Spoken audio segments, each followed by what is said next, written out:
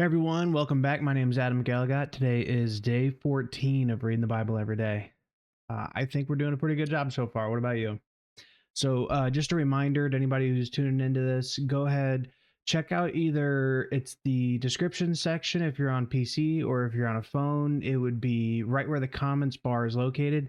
Go ahead, swipe that right. There's two questions on every one of the videos, at least for the past few days, and we're going to continue doing that moving forward. But um, felt like a pretty cool idea to be able to add some, real Bible study to this. So, two questions, you can read along, see it on here, answer ahead of time. Let me know what you get. All right. That being said, let's go ahead. Let's start off with a prayer.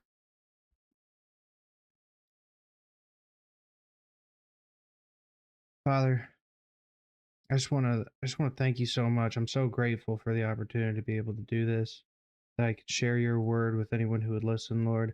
I'm so thankful that you've given me the newfound motivation and discipline to be able to stick with this and continue doing this every day, Lord. And I'm just so excited to see what kind of disciple that you can turn me into by the end of a series like this, Lord. And I just continue to feel myself getting stronger every day, Lord.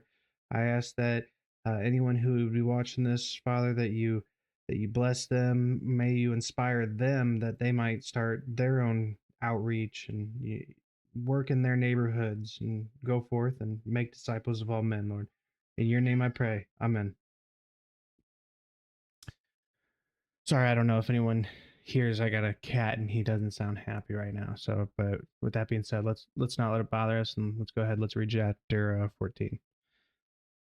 And it came to pass in the days of Amraphel, king of Shinar, Arok, king of Elasar, Chedorlaomer, king of Elam, and Tidal, king of nations, that these made war with Bera, king of Sodom, and with Bersha, king of Gomorrah, Shinab, king of Admah, and Shemabar, king of Zeboam, and the king of Bela, which is Zoar.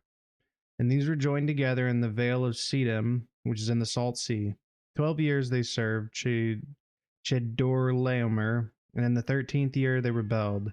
And in the 14th year came Chedorlaomer and the kings that were with him, and smote the Rephaims and Ashtaroth and Karnaim and the Zizims and Ham and the Emims and Sheva, Kiriathaim and the Horatites and their Mount Seir unto El Paran, which is by the wilderness.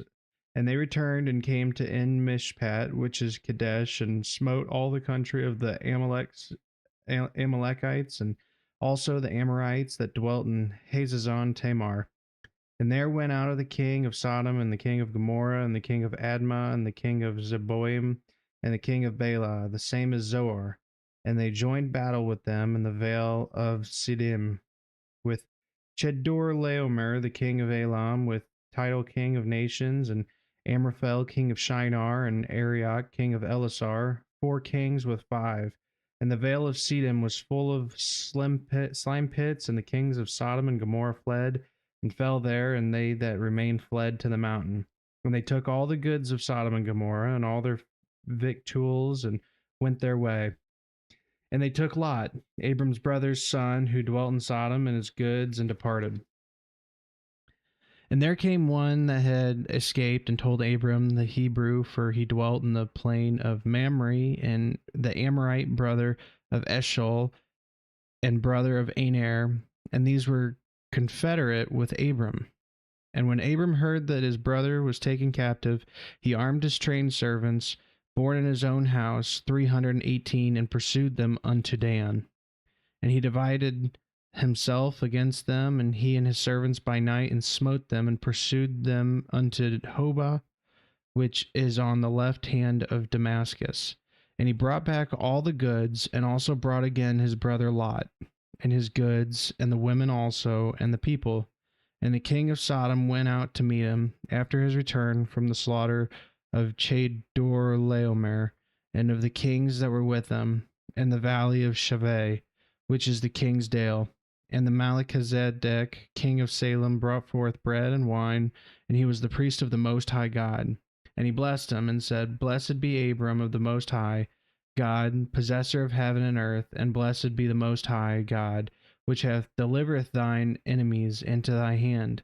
And he gave him tithes of all. When the king of Sodom said unto Abram, Give me the persons, and take the goods to thyself. And Abram said to the king of Sodom, I have lifted up mine hand unto the Lord, the Most High God, the possessor of heaven and earth, that I will not take from a thread even to a shoe latchet, and that I will not take anything that is thine, lest thou shouldest say, I have made Abram rich, save only that which the young men have eaten, and the portion of the men which went with me, Aner, Eshcol, and Mamre. Let me take their portion. Very interesting chapter. Kind of felt like I was reading Chinese there in the beginning, but towards the end, just really interesting.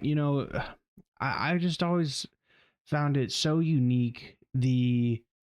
I guess like the difference between Old Testament like dealings and how it evolved on up to Jesus with turn the other cheek.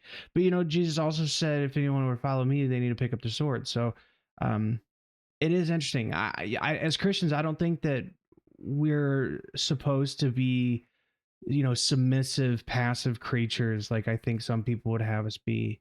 I like to think of myself as a warrior of the Lord. uh, I think that but that also comes with a lot of responsibility. My dad used to tell me growing up, he said, if anyone's ever given the sword to strike you down, you need to pray. And if you're ever given the sword to strike anyone else down, you need to pray harder. And I've always kept that with me. I think that that's really good advice, and it's important to know that you know as much as I want peace more than anybody, or as much as anybody, there is a time to fight, and there is a time to stand your ground.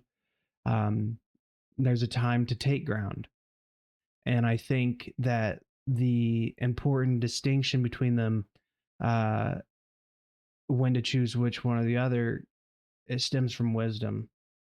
And the only true wisdom is from God Himself, God the Father, the one who will give plentiful wisdom to anyone who would ask.